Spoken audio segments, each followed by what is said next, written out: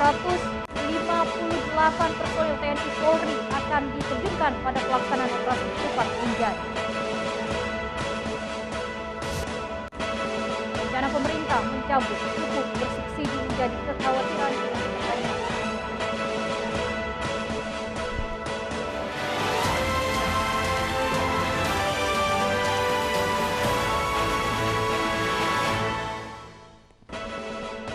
Assalamualaikum, salam jumpa pemirsa. iNews NTB kembali menjumpai Anda hari ini. Beragam informasi yang terjadi di Nusa Tenggara Barat akan kami hadirkan untuk Anda. Bersama saya Rida Patiroy, inilah iNews NTB selengkapnya.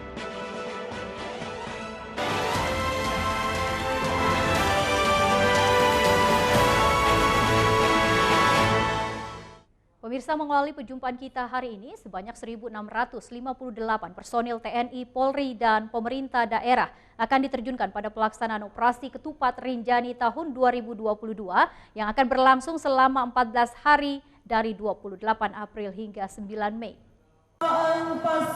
Pelaksanaan operasi Ketupat Rinjani tahun 2022 yang akan dilaksanakan selama 14 hari dari tanggal 28 April hingga 9 Mei diawali dengan apel gelar pasukan di lapangan Baradaksa Mapolda NTB. Seluruh personil dan peralatan yang terlibat dalam kegiatan operasi terdiri dari unsur Polri, TNI, pemerintah daerah, dan unsur lainnya dihadirkan. Kapolda NTB Irjen Pol Joko Purwanto bertindak selaku inspektur upacara memimpin langsung pemeriksaan dan pengecekan personil yang akan terlibat pada pelaksanaan operasi Ketupat Rinjani tahun 2022. Upaya pemerintah provinsi juga kemarin kan kita sudah lakukan rapat koordinasi kesiapan daya dukung dari moda transportasi laut yang sudah kita lakukan. Nah sekarang ini darat dan nanti pada saatnya juga udara. Kemudian Bapak Gubernur akan melakukan inspeksi kesiapan semua antar moda. Pelaksanaan operasi Ketupat Rinjani tahun 2022 ditandai dengan pemasangan pita tanda tugas kepada perwakilan masing-masing peserta apel gelar pasukan. Apel gelar pasukan kali ini mengangkat tema wujud sinergi Polri dengan instansi terkait untuk menjamin masyarakat aman dan sehat dalam perayaan Idul Fitri 1443 Hijriah tahun ini. Apel gelar pasukan itu untuk ngecek kesiapan kita dalam operasi Ketupat di tahun 2022, Lebaran 1443 Hijriah. Ngecek personil itu juga sebenarnya yang tadi disampaikan di amanat Pak Kapolri itu adalah kita menjaga sinergitas dan soliditas. Sebanyak 1.658 personil dari Polri, TNI, pemerintah daerah, dan unsur terkait lainnya diterjunkan dalam pelaksanaan operasi Ketupat Rinjani guna memberikan rasa aman dan nyaman bagi umat Islam yang melaksanakan ibadah puasa dan mudik lebaran di era pandemi COVID-19. Dari Mataram, Hari Kasidi, iNews memberitakan. Kita beralih ke informasi lain, rencana pemerintah mencabut pupuk bersubsidi menjadi kekhawatiran Dinas Pertanian Lombok Tengah karena dinilai akan merugikan petani lantaran biaya produksi akan meningkat. Rencana pemerintah pusat untuk mencabut pupuk bersubsidi menjadi kekhawatiran pemerintah daerah, khususnya Dinas Pertanian di Lombok Tengah. Dengan adanya pencabutan, dikhawatirkan akan merugikan petani lantaran biaya produksi yang tentunya akan meningkat.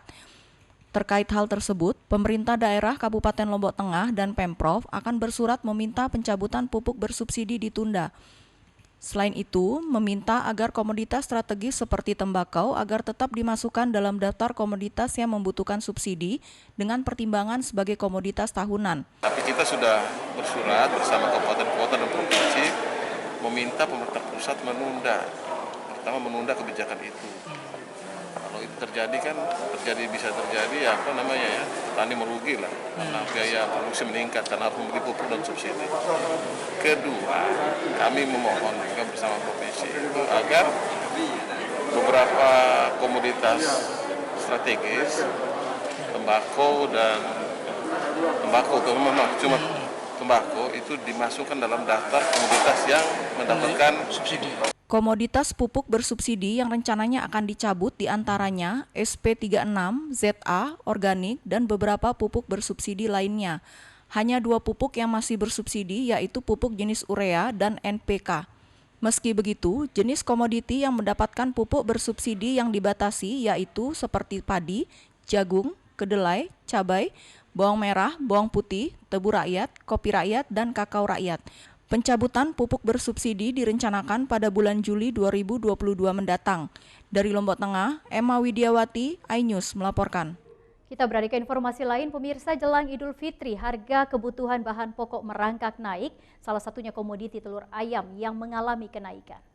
Tingginya permintaan telur ayam jelang Idul Fitri membuat lonjakan harga telur naik hingga 25% di sejumlah wilayah di Kabupaten Lombok Barat sejak sepekan terakhir.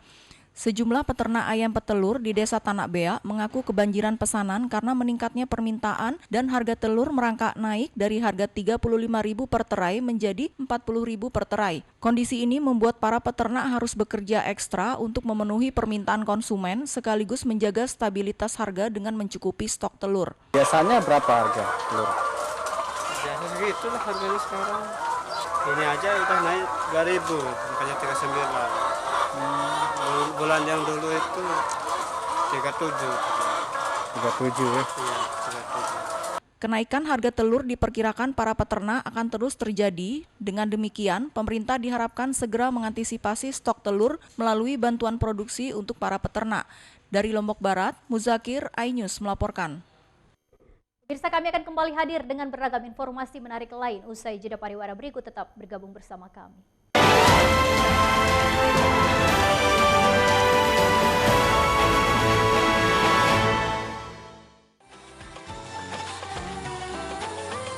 Bismillahirrahmanirrahim. Assalamualaikum warahmatullahi wabarakatuh.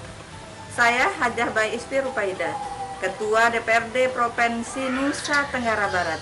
Atas nama pimpinan dan segenap anggota DPRD Provinsi Nusa Tenggara Barat, mengucapkan selamat menunaikan ibadah puasa Ramadan 1443 Hijriah.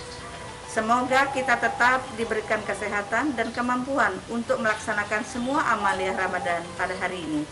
Mari kita sucikan hati, bersihkan diri untuk meraih kemenangan. Terima kasih. Wassalamualaikum warahmatullahi wabarakatuh.